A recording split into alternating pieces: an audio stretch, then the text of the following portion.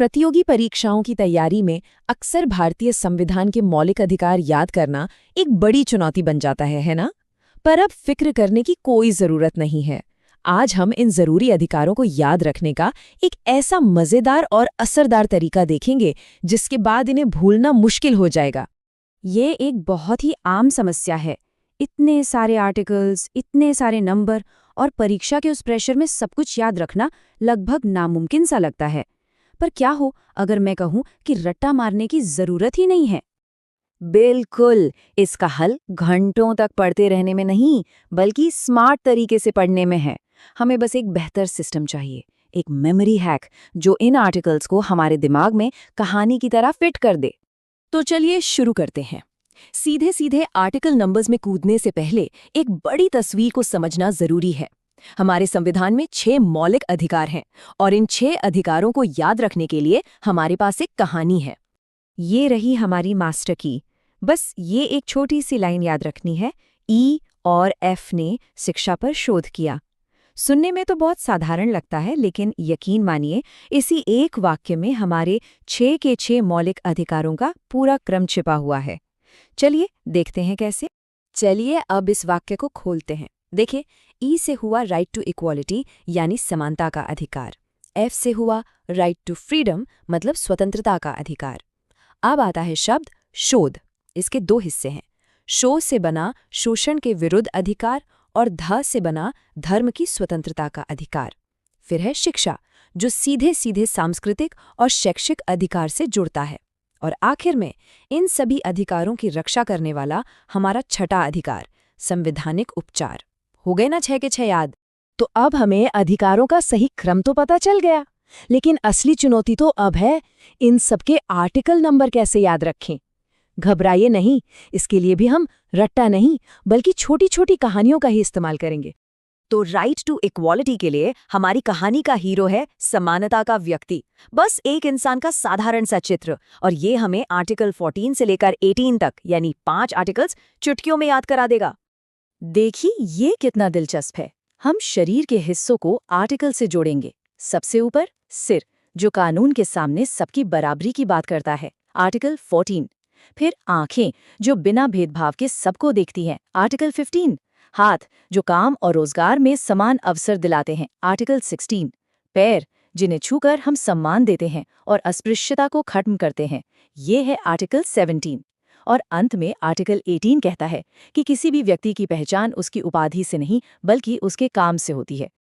बहुत बढ़िया। अब चलते हैं अपनी अगली मेमोरी ट्रिक पर। ये ट्रिक हमारे स्वतंत्रता के अधिकार को इतिहास की एक बहुत ही महत्वपूर्ण तारीख से जोड़ती है। हम सब जानते हैं कि भारत को आज़ादी मिली थी साल 1947 में। बस इसी तारीख से हमें हमारा अगला आर्टिकल मिलता है। 1947 का 19 बन गया हमारा आर्टिकल 19, स्वतंत्रता का अधिकार। है ना कितना आसान कनेक्शन? अच्छा, आर्टिकल 20 के लिए T20 क्रिकेट के बारे में सोचिए। जैसे T20 मैच में बल्लेबाज को एक ही पारी मिलती है, वैसे ही आर्टिकल 20 ये सुनिश्चित करता है कि किसी भी व्यक्ति को एक ही अपराध के लिए एक से ज्यादा बार सजा नहीं मिल सकती। तो T20 मतलब आर्टिकल 20। अब आता है नंबर 21। ये नंबर एक नई कहानी की शुरुआत है। एक ऐसे इंसान की कहानी जो अब अपना जीवन जीने के लिए तैयार है। भारत में 21 साल की उम्र को अक्सर जीवन में एक नई शुरुआत के तौर पर देखा जाता है। बस यही हमारी ट्रिक है। 21 की उम्र में हर कोई अपना जीवन अपनी मर्जी से जीना चाहता है, और यही है आर्टिकल 21, जीवन और व्यक्तिगत स्वतंत्रता का अधिकार। और देखिए कहानी कैसे आगे बढ़ती है। 21 की उम्र में जीवन जीने की आज़ादी मिली, और मान लीजिए अगले ही साल यानी 22 की उम्र में कुछ ऐसी गलतियां हुईं कि गिरफ्तारी से बचाव की जरूरत पड़ गई। ये हमें सीधे ले जाता है आर्टिकल 22 पर, गिरफ्तारी और हिरासत के खिलाफ संरक्षण। और अब नंबर 32, ये हमारे सबसे आखिरी और शायद सबसे महत्वपूर्ण मेमोरी हैक का आधार है। सोचिए, हमारे मुंह में 32 दांत होते हैं जो हमारे मुंह की रक्षा करते हैं, हमें खाने में मदद करते हैं। ठीक वैसे ही आर्टिकल 32 हमारे सभी मौलिक अधिकारों का रक्षक है, एक गार्डियन है। ये वही अधिकार है जो हमें अपने अधिकारों के हनन पर सीधे सुप्रीम कोर्ट जाने की ताकत देता है। तो याद रखिए, 32 दांत, 32 रक्षक यानी आर्टिकल 32। तो हमने ये सारी तरकीबें सीख तो लीं, लेकिन अब ये देखने का समय है कि ये असल में कितनी असरदार हैं।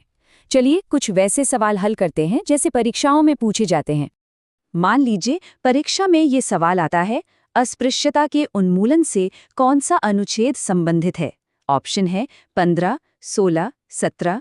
कन्फ्यूजन हो सकता है, लेकिन हमें कन्फ्यूजन नहीं होगा। हमें तुरंत याद आएगा समानता का व्यक्ति वाला चित्र। हमने पैरों को किस आर्टिकल से जोड़ा था? आर्टिकल 17 से, क्योंकि हम सम्मान में पैर छूते हैं और अस्पृश्यता को नहीं मानते। तो सही जवाब है आर्टिकल 17। देखा कितना आसान हो गया। अब एक थोड़ा मुश्किल सवाल लेते हैं जो अक्सर परीक्षाओं में पूछा जाता है।